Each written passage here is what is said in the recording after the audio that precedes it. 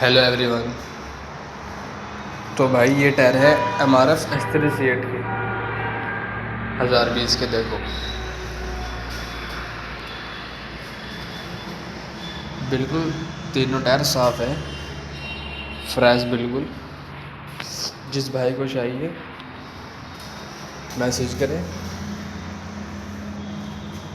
इनमें से आपको एक टायर 7,000 रुपये का पड़ेगा। बिल्कुल ओके टायर है। मॉडल भी उन चाहिए इनका। मॉडल आपको दिखाऊँ मैं। देखो ये 25 मॉडल बिल्कुल ओके। टूब लाउंड समेत मिलेंगे भाई।